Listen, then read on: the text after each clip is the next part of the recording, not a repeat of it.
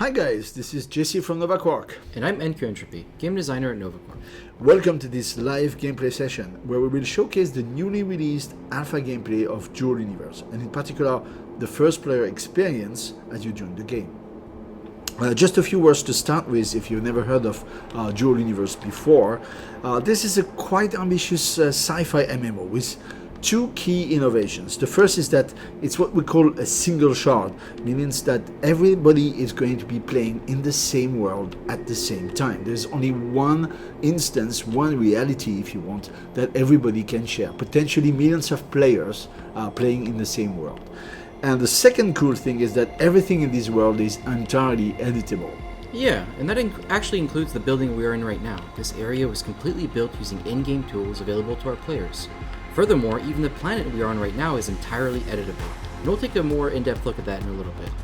Yes, indeed. So just to demonstrate, I'm going to go into build mode here. So I'm going to, well, basically destroy this place. So you can see that it's editable as I actually take chunks of it out of it.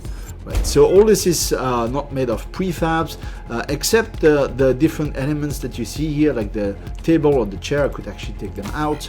And these things are the building blocks that you will assemble to create anything you want, from a building, a spaceship, orbital station, anything. All right. So now let's move out of here towards the district area where the game actually begins. Take the build mode out. Here we go. So this is where you start, but before that I just want to spend a few seconds to show you the planet that we are actually on. It's called Alioth. Right, and Alioth is actually our largest and most ambitious planet so far, and it's grown more than 4 times since pre-alpha about a year ago. Everything you see here is real, and we want you to go out into the world and explore and make it your own. So one of the first things we do is actually give you a basic hovercraft and sort of give you that ability to go out and meet your friends and, you know, see what you can find out there.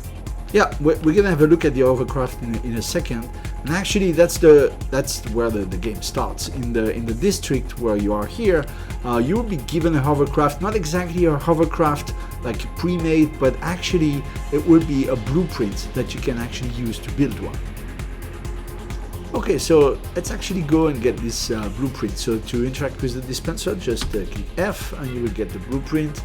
And we also get some fuel here, the core unit, and all the different parts that are needed to build this hovercraft. Okay, so we can actually have a look in the inventory. The things I just picked, they are here. You can see them here. Also the things I collected before while I was editing the district, and so we're good to go. Yeah, the cool thing about these dispensers that we just used is that these are actually in-game elements, and players are free to craft or buy these dispensers in order to use them for them and their friends. We're using them here quickly to get you out and about, but ultimately a more reliable way of getting the elements you need will be to either craft them or simply buy them from the market. Talking about the markets, we're actually just here in front of the market pods that are the way by which you interact with the market. So if you interact here, you'll see that these are real markets. You have sell orders, buy orders.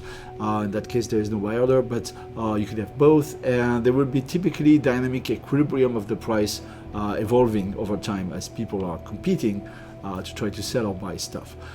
So since I'm on the market, what we're going to do now is that we're going to buy another set of gears that are going to be necessary for us to build a second hovercraft. So we're going to need a couple of things here, and I guess the first thing we should get is a core unit, right? Alright, so let's use the search function here. Actually, let's look for dynamic core. We probably want the excess here. Oh, yeah, you're right. The excess will be better. Yeah. We don't need anything too big.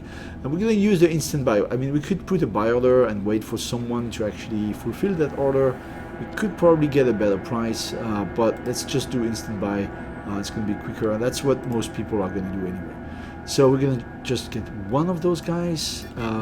What else do we need? We're going to need some hovercraft gear. So I think if you just look for hover, you'll probably find everything you need. Yes. There we go. So I think 1 seat should be enough. All right. You can just instant buy from the menu, which is quite nice. Then Right. probably need a hover engine. Maybe S I think is enough. We're building something small, right? Yeah, that's perfectly fine. And actually, how many? Probably two two. of them. Yeah. At least 2, I think. Yes. What else do we need? We're going to need a little bit of propulsion, so probably an engine. An engine. Atmospheric engine. Yeah. Atmospheric engine. And we here we are going to go for the extra Yeah, small the XS one. should be more than enough. We don't need anything too powerful. Just one of them, and confirm. Well, we're gonna need a fuel tank for that engine. Right, so fuel. There's a lot of them here, but if you scroll down, you should be. There's the XS. The extra small Yeah, is, there we is go. totally enough. So let's get this guy. And then I think all we need is adjusters and probably a brake, and then we should. Also, be we good to need go. some fuel. Oh, yeah, sure. To put in the tank. So Absolutely. typically that would be nitron because we are flying in the atmosphere and we're dealing with atmospheric engines. How much? Two? I think 2. Yeah, it's two? gonna be totally Yeah. fine. Yeah. It's 2 cubic meter. Yeah. So that's a lot, in fact. What else do we We need some adjusters for rotation. Yes, that's right. So the adjusters are... Probably some S here should be fine at the top. XS is probably better. It's Probably- a small ship, so we just need that kind of thing. So let's let's look at the market for XS. You see there are many possibilities here, and let's pick let's say this one, for example. So we can just buy how many of them? do Probably we buy? 8 or something. All right, 8. That's fine. And here we go. So we have 8 XS. Anything else? Brake maybe. Make That sure we can slow down. would be a good idea. There we go. So Definitely the S here because the other ones are. okay, atmospheric air brake. Yeah. Yes, this one. All right. We need like 2 of them. Yeah, 1 or 2 is fine. Yeah. Okay, fine. Good. What else do we need? I think that's actually everything we that's need. Yeah. pretty much You everything. could actually buy some voxel material if you wanted to. Yeah, I think build we need around it. some Yeah. material so we can actually build a structure. Indeed. Maybe some aluminum or something. All right. There we go. You got a. Oh, Got a aluminum. lot of options down there. Which one- way would you recommend? Which? You know what? Whatever you want. Matte, dark gray. How about that one? Okay, this Yeah. one. Good. Volume. Probably about 10, 5 or Okay, 10. Yeah. just like this. Yeah. 10. It's a bit expensive. It's anyway, quite pricey. let's Aluminum is go. resistant. We're getting close to the end of the initial amount. We want to be careful. All right, Not so overspend. shopping is done. Yeah, I think we're good. We're good. All right, so we can actually leave this place and start to actually reach the launch pad area. So let's go together. I'm gonna run there. You see all those beautiful moons over there? They are actual moons, so you can, just to clarify, I mean, you can fly to those moons and establish your base over there if you really want to. So that's entirely possible. So what I suggest is that we start by building ourselves a first version of a hovercraft, and then we're going to make a copy for you and Q Entropy All right. by using the blueprint. Nice, So thank you. for the sake of demo, let's actually build something together. Wait, I actually think we forgot to take the gear out of the market container. Oh, that's right. Oh, that's a typical mistake. I Yeah. mean, when you buy things in the market, they don't necessarily go directly into your inventory because you could very well buy from a remote market. So things have actually, you have to actually pick them from the market container, which is here. And you can see all the stuff I actually bought just a second ago are here waiting for me. I can actually resell them or do whatever I want. So this is an extra step you need to take to actually collect everything you just bought. So it's just so right now we don't have grouped ways of doing this quickly, but this is going to come later. Yeah, So we'll have it's- some sort of grab all function. That you yeah, can just, that's a little click. bit tedious for now, but that works. So okay, I just collected everything that was mine in the market container. Just to clarify, also this container will be limited in the future. Right now it's limited, and there might be some things like fees, so that you cannot just use that as a free storage. But this is not the case right now in the game. It's not already, it's not yet implemented. Alright. All right, so let's get back to the building of the first hovercraft. Back to the little parking here. Yeah, Great. here we go. So let's start. The first thing you want to do is actually get a core unit. So one of the 2 core units we actually have here. I'm going to pick one. I just double click and it is equipping the core unit, and I'm going to deploy here, for example, at that place. By pressing T and using the mouse wheel, I can actually elevate it a little bit. Let's do this here, and here it is. It's deployed. The nice thing is that now I can use my jetpack to actually fly around. That facilitates the building. And here we go. We have this volume here that defines the place where you'll be able to build. And this is what we're going to do right now. First thing we need to add is some voxels. So I'm gonna pick from the inventory the aluminum that we just bought, and we're gonna deploy it. So we just define the initial surface, we drag it, and that will create a volume.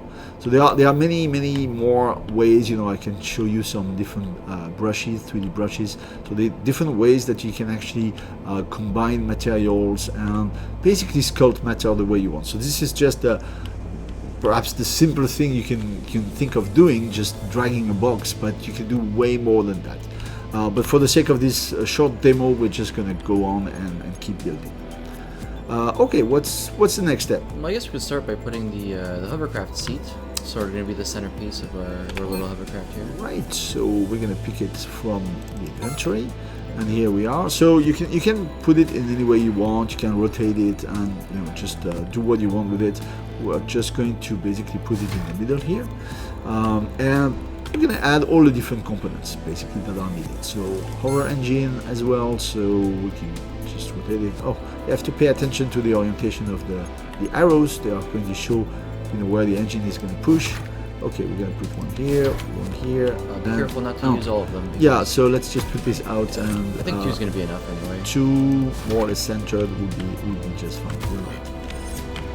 So we have to keep some of them for the second hovercraft. So we just have 4 of them.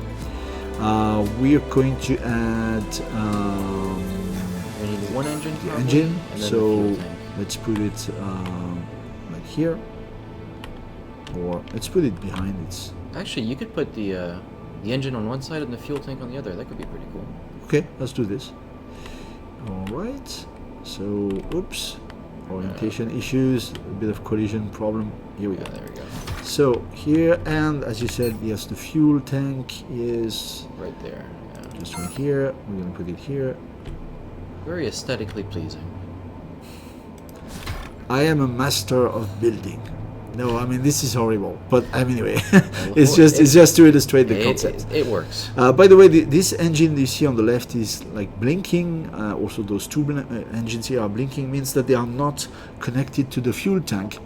Don't worry about that. As soon as you will step inside the ship, it will automatically connect them.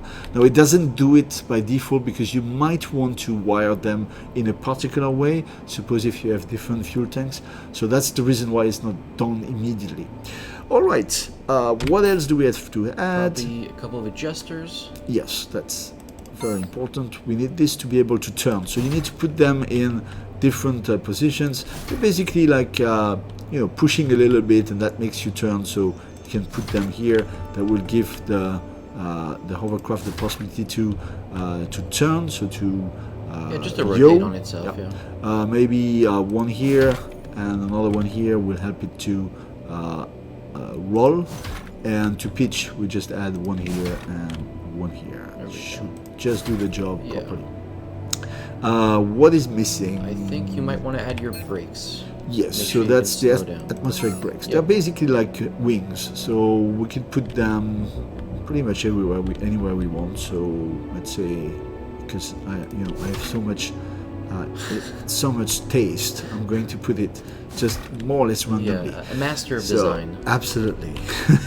Okay, so here we are, and I think that's pretty much everything. Yeah, I think so. You could add some wings or steel column. I mean, all sorts of things to for aesthetical reasons. You could add a headlight, but we have only one, and it's going to be needed in the blueprint of the second hovercraft. So I'm going to stop here, and here we go. So we have functional, if not very nice, hovercraft. The last thing we need to do is to fuel it. So I'm going to pick the fuel we just got here, nitron, and I'm going to add a little bit of it. Maybe not too much, because that is adding to the weight, so I just don't want this to be too heavy. So I think this is pretty much everything we need. Do you want to give it a ride? Okay, let's go and take it for a ride. Alright, so just pressing F on the hover engine will actually power it, and here we go. We have a flying functional hovercraft. So I can go into third-person view by pressing Insert. Let's start the engine. You see that it's moving the hovercraft forward. If I press Control, it's going to brake. That's very useful to help to maneuver and control into tight areas. But otherwise, yeah, it's working fine. Yeah, Let's push the engines a little bit more. Whoa! Oh la la la la la la! Careful, That's careful. Oh, nice drift. good, Very good, nice good. drift. Let's brake. That's typically where you want to brake. Okay, so where are you? So I'm gonna go join you again. To you. Don't run me over. All right. So I'm gonna get nearby, going back into first-person view, and oof. All right. How about we show them what a nice-looking hovercraft looks like? All right, you're right. So let me just step out of here, and we're gonna use the blueprints that we have in the inventory that we collected from the dispensers, so that we can build a second hovercraft that will be a little bit more stylish. Yeah. The first thing is that I'm gonna get the blueprint that we actually got from the dispenser that is in my inventory. I'm going to double click on it, and so that actually shows you now a box that is the place where the construct will be generated. I'm gonna just click on it, and that is creating the hovercraft, which is looking way better than that is a than much the other one. nicer looking speeder. Yeah, definitely. So just a word about this particular gameplay. This is not the way it's going to be in the final game. We have in mind to have things like factories where you have to plug containers, so you know the components needed are taken from the containers. So there's a whole gameplay about the industry that has been simplified in this first iteration. So the thing just pops out of thin air, taking the materials out of your inventory. Anyway, so that's pretty good. Another thing now is that if you want to step into this hovercraft, I cannot. you cannot, because it's mine, Yeah. and I did not give you any Your property. Exactly.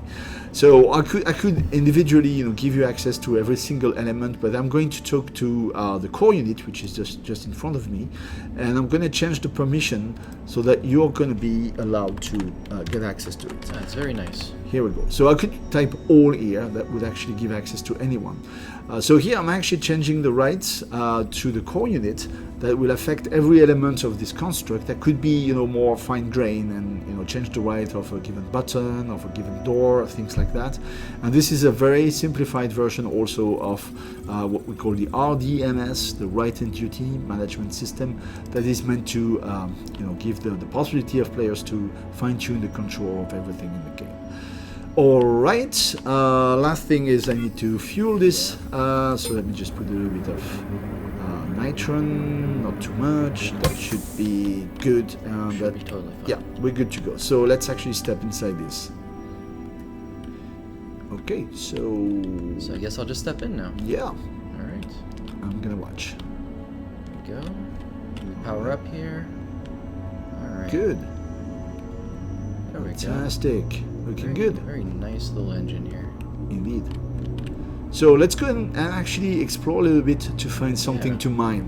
Go this So way. go ahead, I'm going to follow myself getting inside. I'll wait. I won't go too fast. There you go, you're over there. So myself also powering up. And I'm going to try to go after you. Alright. Go up this little hill here. There we go. Pretty cool little Oof. area we have here. Oh, you okay there? Yeah, that's nice. I need to brake a little bit so I'm not drifting too much. Yeah, you're going fast. I'll wait for you. I'll wait for you. Alright. There we go. Good. All right, go ahead. I follow. Alright. We could actually be going way faster here, but we don't want to crash or have anything bad happen to us here, so Yeah. we're just taking it a little bit easy. Good.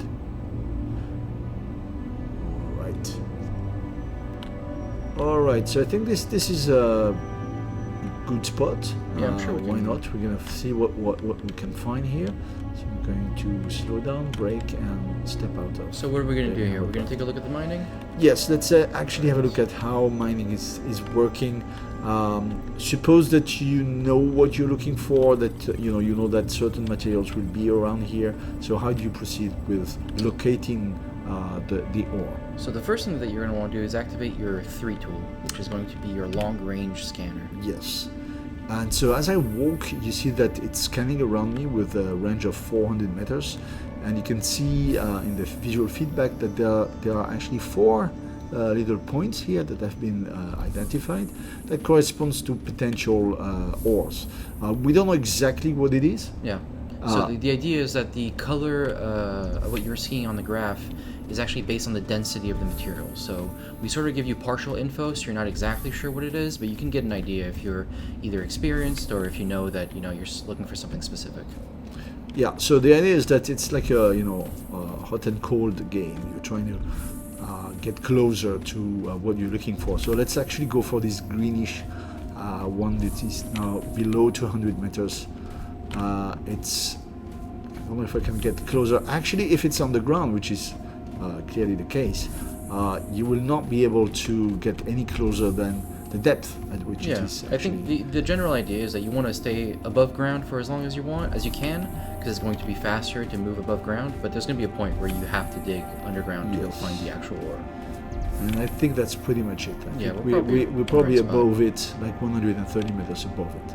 So let's actually enhance the size of the digging tool, and we're going to start to dig. Okay. So, go. Let me switch on my light.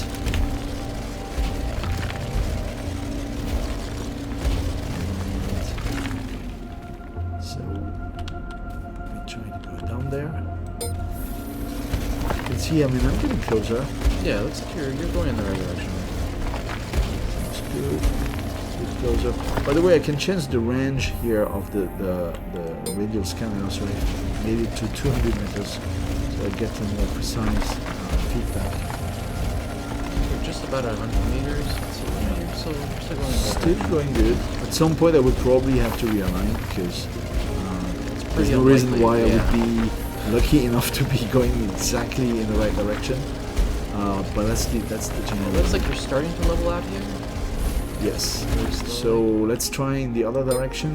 It's probably still this way. It's a nice trick if you want to use the cardinal points in the map. So if you want to use east, west, south, north, you can use those directions sort of to make sure you know where you're going. And it can get confusing on the ground because you don't have any landscape visual feedback. I'm getting below 50, so that's a good news. So I could continue like that, but now that I am actually going below 50, this is the range at which I can actually start to use my directional scanner, which is number 4 in that case. Exactly. And I can actually scan around me to try to get a signal in the direction that I'm pointing at, and that will actually tell me more precisely where I should actually continue to dig. Yeah, so the idea behind the directional scanner is it's more of a short range scanner, and you're going to be looking around and you're going to be seeing.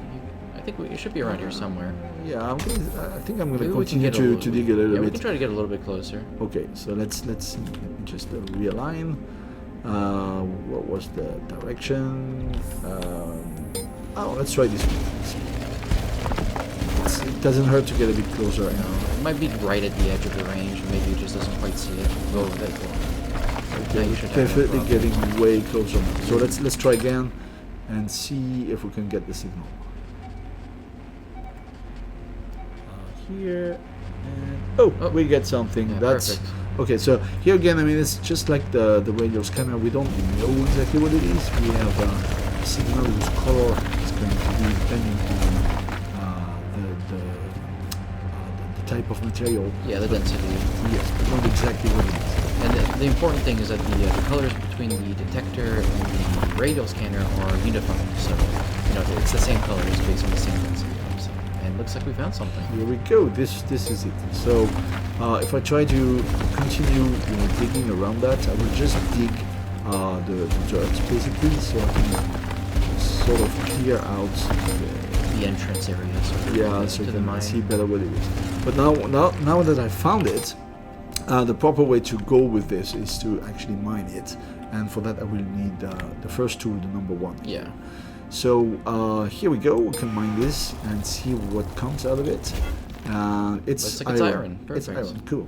So you see that there's a change of color in the circle that gives me feedback. This is actually showing when my mining tool is becoming sort of warmed up. Right? Yeah. So there's a warm-up time to your mining tool, just for balancing purposes. And so when the mining tool goes from this sort of like purple color that you see at the beginning to this yellow color, then that means that you can release it. And the idea is that you have a sphere that grows, and you need to try to optimize your placement and optimize your mining, and get as much material as you can every time you place a new sphere. Pretty good. So I'm not going to mine everything. No, it would probably take a while. This could be actually a huge vein. We have in mind to have veins that could be kilometers long, so like huge amount of minerals that you can try to get. So I'm gonna go away from here, and we're gonna go back to the surface, which might be a little bit tricky. You could just dig your way up. Yeah, I'm gonna try to go the way Looks like you're going in the came right from, direction. but if it's too difficult, I think it's fine. This is probably the way out. Yeah, very good. I'll just be waiting up here on the surface for you. One important thing is that if you start a mine with very large amount of ore, you will typically be, at some point, you will be limited by your inventory. So the way to go is that you can use a feature that is called the linked primary container, which allows you to actually extend your inventory by connecting it to a nearby container. So that can be a container that is fixed on the surface, if it's not too far away from you, or it can even be mounted on a vehicle that you can then control to follow you. So that's part of the job of a serious miner, is to manage the problem of hauling things back to the surface, and then later on back to a market and managing all the logistics that is associated to that. The market is over there, by the way. Okay, so what we just did is that we mined a bit at random to see what's there, but the other process of mining could be that you're looking for something particular, a particular ore that you need, and in that case it will be extremely tedious, especially for the rarer ores, to actually go like that randomly and trying to find things. It could take you a lot of time. So there's another level of scanning that is available in the game that is called territory scanning. So just as a reminder, if I open the map with F4, you can see that where I am here, we are surrounded by tiles that correspond to territory tiles that you can actually claim, and that you can also use to define proper small areas, like for example the proper small area used for scanning a territory. So in that case, what you want to do is actually deploy a territory scanner. This is a pretty big element, and I think that you and Q Entropy have one in your inventory. I don't have anything, but maybe you could actually start to build a small mining outpost where we're going to deploy this territory scanner. Yeah, absolutely. So I'm just going to start by deploying a little core here, just so I can put down all my stuff. And I'm going to build a very simple plaque here. Should be I'm going to watch in front of you for a second. There we go. Okay. And I'm going to be selecting my territory scanner in my inventory and putting it down right here. It's a little bit of a rough one, but totally fine. Big machine. It is big. What I'm going to start by doing, similar to what you did for me, is I'm going to go ahead and give you permission for this thing so you can actually use it. So you should now have permission to use the territory scanner. Alright, so let me try. I'm going to activate it. And here we go. So it shows this window. I can activate the scanning. And it's going to take quite some time, 15 minutes. And the final game, it might actually be even longer. Because it's a very variable thing to do. You will understand at the end of the scanning that the result of the scanning is actually something you can materialize as an item that you will be able to sell. So this is not already implemented, but the idea is that you can make a business out of scanning things on the map and selling, basically scanning mining maps. Yeah, absolutely. We expect that, while miners may use this for themselves, eventually people can just trade it to their friends or hand them around, and you could be a player that only scans territory for, forever, and does that as your main activity. By pressing V, by the way, I can materialize the tile where we are currently located. So it's pretty big. Okay, so let's fast forward to when this is actually completed. Okay, so I think now it's completed, and we can see the result of the scan. The result is that there's all those ores here. You can scan and see, just scroll and see all the ores that are here, and it tells you how much there is for any given ore. So for example, if you're looking for I don't know, gold, for example, you will know that there's no point trying to find that in this territory, right? But if you wanted something that was here, so like silicon or sodium or carbon, then you'd know that this is the place to be. The logic is that certain of those ore, you will know that they are very, very deep, like typically 1 or 2 kilometers deep. And so as you can see on the scan that it is there, then you can sort of invest into, infrastructure. Digging, the infrastructure. So if and you wanted the to build a base, or if you wanted to bring your friends over, like, hey, I found a really nice territory tile. Let's build here. Let's start, living in this area. So knowing this is a very important information. And if you go back to the map, we will at some point make it possible for you to visualize the result of several scans that you could have done or purchased from other players. So you can sort of cover the map with information and organize your strategy for mining accordingly.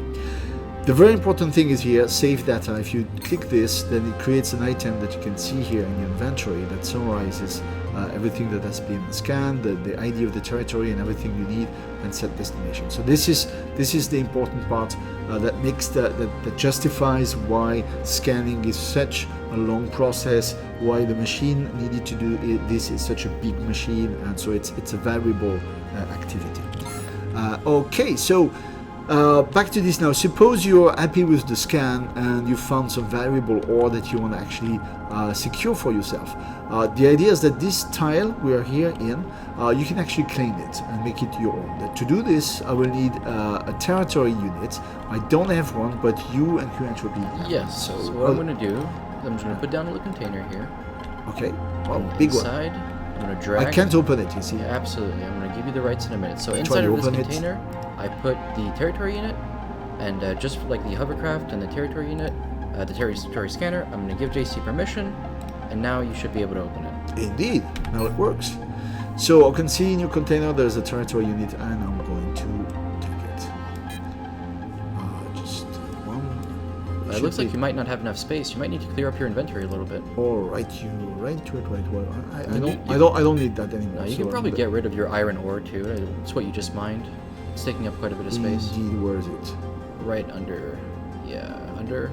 There it is. Yeah, this guy. Yeah, it's taking up a lot of space for you. So let's see if we. And now you should have plenty. Let's see if we can do it now. Perfect. Yes, good. So it's in my inventory now, and I will be able to deploy it. So just go in the inventory, double click it, and here we go. So this is the territory unit. It's going to be a very expensive item. It's a big investment to actually become the owner of this tile, and to do this you simply deploy it on the ground, and here we go. Get a nice little animation. Yeah. So what does it mean that I own this territory? It means that I can actually control by going to this item, and just like with everything else, you can right click and you can just control the permission list here. So you can actually define who has the right to what? Actually to mine, so to dig in the ground, and also to build static constructs. So you sort of control who is going to be your neighbor. Right? You sort of get a little bit of security. If you build a big base, if you decide to develop in this area, putting down a territory unit is definitely going to make your life easier. Yeah. But just to show you, if I open now the map, you'll see that where we are now, the tile is green. It means it's mine, and everything red here is belonging to somebody else. Okay, so we're good now. Let me just turn off the enhanced HUD. And what are we going to do now? Oh, let's actually try a bit of crafting. Yeah, that sounds like a good idea. Okay, so to start the crafting interface, you just press K, and you get this this interface. So it's a placeholder for the moment, but it does the job. And so we're gonna see if we can craft like an engine. That would be interesting, like an atmospheric engine, the one we actually bought. Yeah, something very basic that we can just add to our hovercraft and make it a little bit, have more punch. Yeah, that would be cool. So another simplification in the gameplay is that currently you have access to all the recipes and you can craft anything you want from this interface.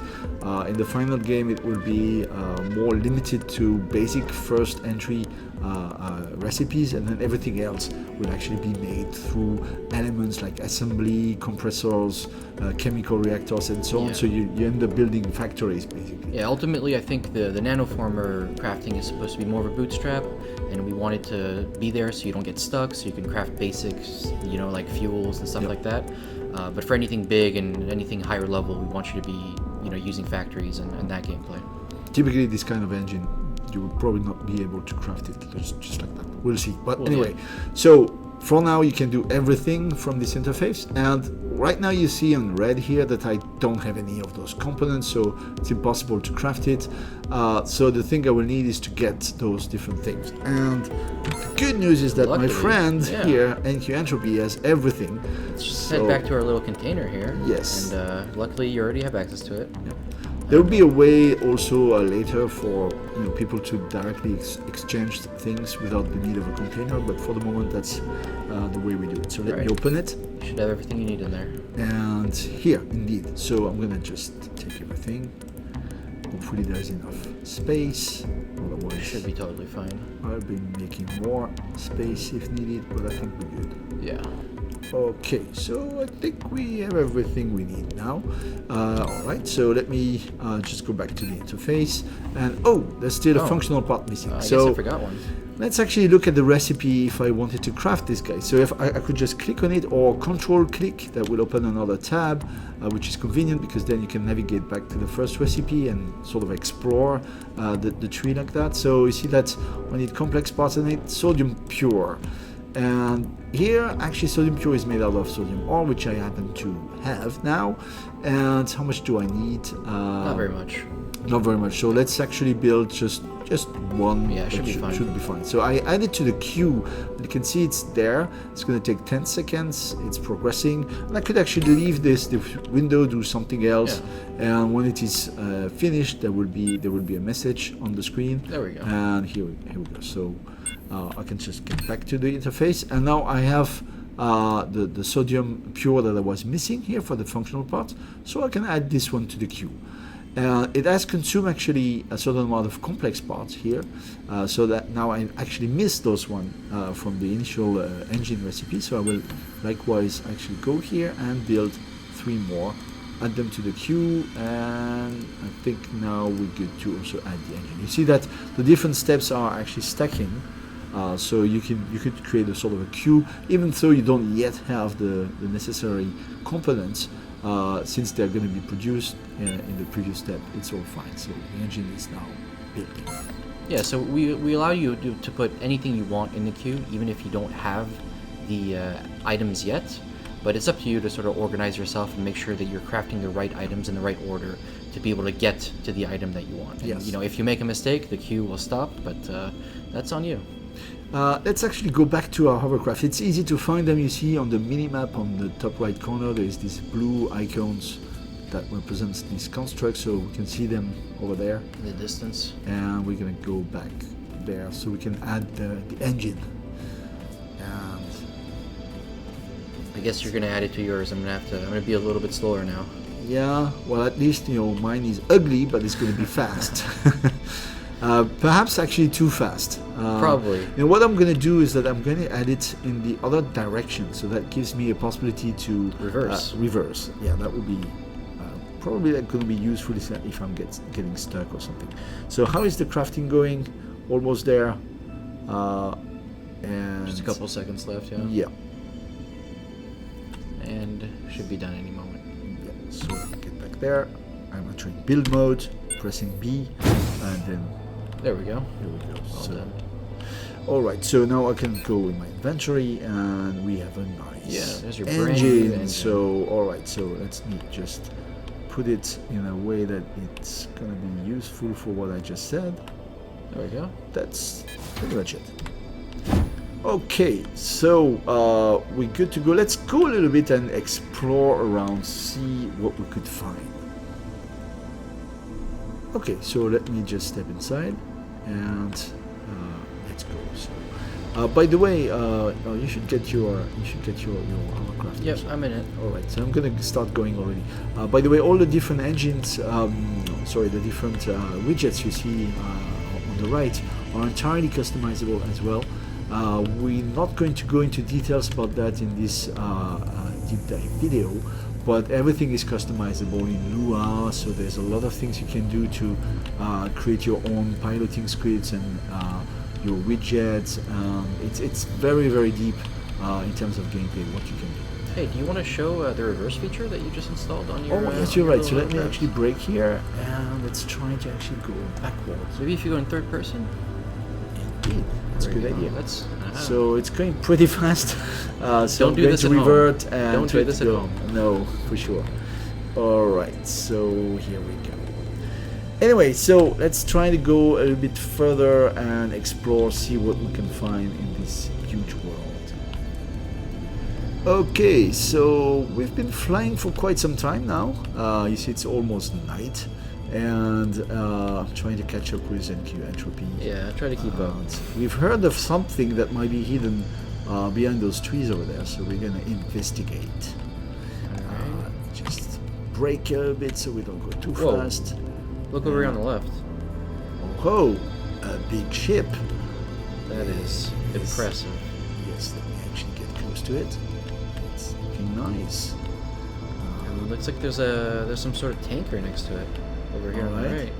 Oh, you're further than me. I'm to gonna actually go and catch up. park my little hovercraft here. All right. So a pretty big, nice ship. I'll actually slow down as well and step out of the hovercraft. Here we go. So, interesting. Pretty big ship we have. That is quite large. Yeah, let's go and investigate, see what we have. Okay, so this is typically a very, very large ship that cannot just simply take off from the planet because it's simply too heavy.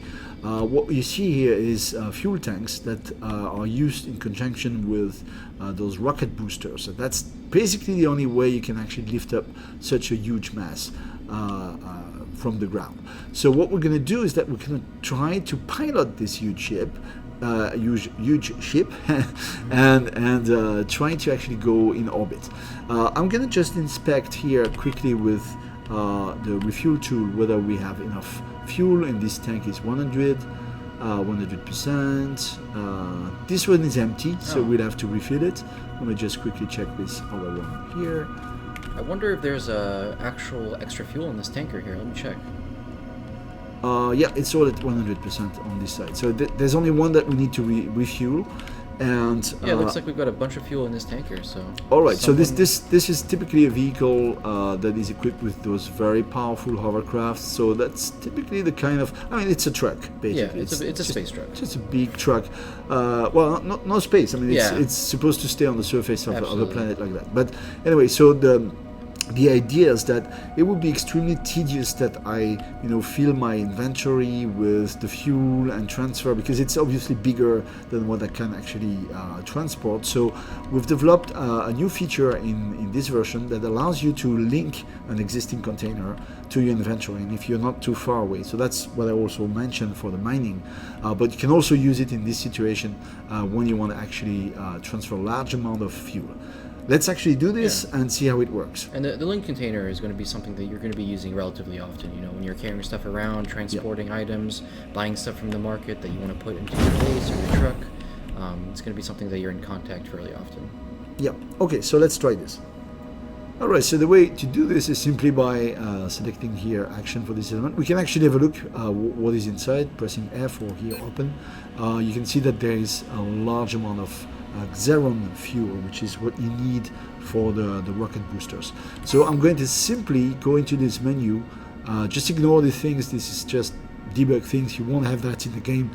It's just for us for debugging purposes. So what is important is this declare as linked container. I'm going to do this, and now this container, I can use it as an extension of my inventory, and I'm going to go there and try to refuel this huge fuel tank. Don't forget to select it from the inventory. Yeah.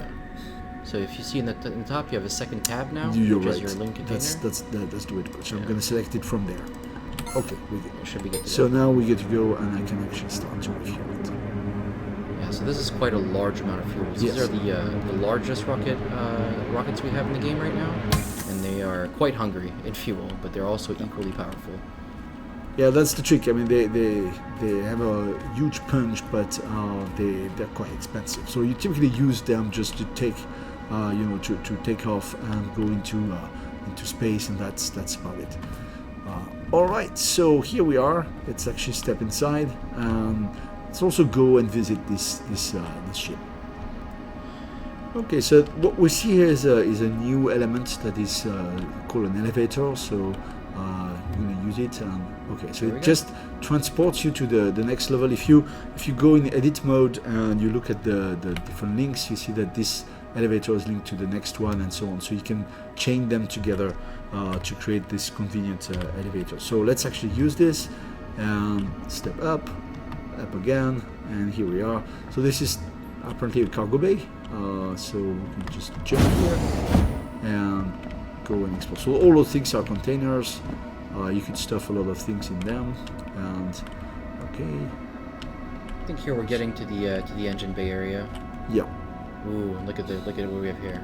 Okay, this is an anti-gravity engine. So this is a very important and very powerful engine that is capable of creating a cancellation of the gravitational field that will maintain you at a given altitude above 1 kilometer without resorting to the rocket boosters, which would be very much too expensive. So it's a way to sustain the ship at a given altitude for support, for example, or other reasons that you would want such a big ship floating above you. Okay, so this is a new element that is available now in alpha, so you can use it.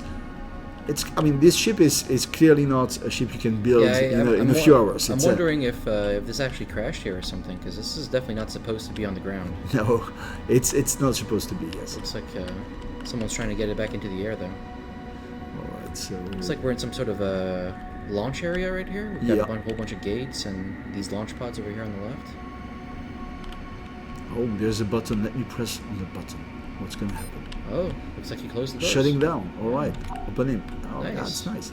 So, to understand, all this is entirely not scripted with the programming language, but scripted with the connections you see here, the simple linker that we have in the game that allows you to connect buttons to doors, to all sorts of logic elements. Yeah, logic elements, and you can combine them a bit like Minecraft Redstone, but with a different twist. But the end result is that you can sort of connect everything and do all sorts of contraptions in your construct. Even actually, you could do puzzle games. Yeah, absolutely. That would be very fun. We've actually done that before internally, where we just have these puzzle games based on doors and triggers and buttons. Yep. And you can make some pretty complex stuff. So let me run around here. Let's actually try to ship. go. I'm lost. I'm totally lost, to be honest. Yeah, this is really cool looking, actually. Yeah. I mean, I can imagine you could build your own, private quarters in this. And oh, there's a broken window here. Ooh, so maybe he didn't finish repairing it. Yeah. Whoever owns this ship. Okay, so let's try to find the control deck. I have a feeling it's this way. Okay, I'll follow you, so that we have a chance to try to. Look at that, nice little screen. Bridge. All the way up to the bridge. On my way. After you. Oh, good. So here we are. Passenger seats. All right. Good.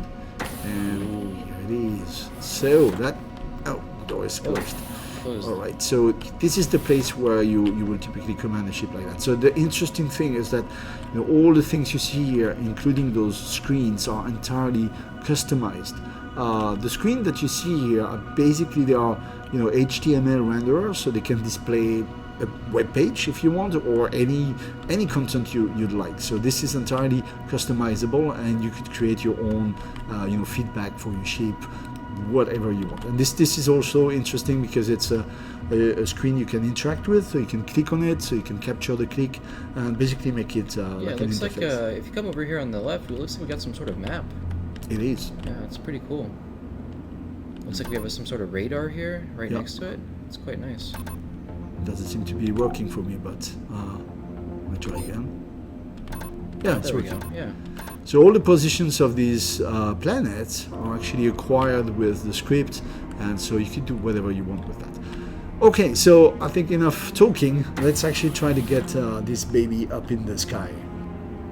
Okay, so I'm going to sit into the commander seat Yeah, I'm here. gonna take a seat in this little navigator's chair over here on the left. Alright. You should see me sit down. So right now the ship is controlled, and I'm gonna go into third-person view because it's it's better to have a look. So It is big. So you see the different adjusters are pretty busy maintaining it. Looks like we forgot to close the back door, but no big Yeah, deal. we're gonna be fine. Yeah, I'm sure it's it'll all be right. no problem. So traditionally boosters are bound to the B key, but we can change that in the Lua scripting, do whatever you want. I'm gonna try to press the B key, see what happens. Oh, that's happening. That We is are taking that is a off. lot of power. And that's a lot of acceleration. How is it looking from the inside? We're clearly taking some You altitude. feeling the G's? We are 2 kilometers above the ground. We're going up, up, up. You want to take a look outside? Yeah. Do you want to go? Yeah, let's go take a look. I think I'm gonna wait until we are actually In space? in space. Yes. So we're gonna have a Just gonna take a beautiful look view. around the cockpit Yeah. here. We're using an incredible amount of fuel here. This is Right now, you're this is spending very so much expensive. money. yeah, but you know. That's what it takes to get a ship like this off the ground. Oh, no more fuel. Let's try to actually activate now the space engines. You yeah, see it them looks like they're underneath. spooling up. I'm actually trying to pinpoint them here. Okay, those guys, they are the space engines, and they are starting to enter in action. All right, okay, so let me actually step out of the control seat, and we're gonna go outside for a little tour. You first, and then me. Here we go. So we are Wow. in space, and that is the planet. We're still gaining a bit of altitude. Yeah, we're going crazy if you see in the top there. It's possible. 50,000 meters we're about to hit. Yeah, that's a lot of distance, and I'm jumping. Hula. Careful not to fall off. If you get Well, out of the sphere of influence here, you're gone. That could be interesting, you know. I mean, if you don't value your life, you can go, but I'm staying right here.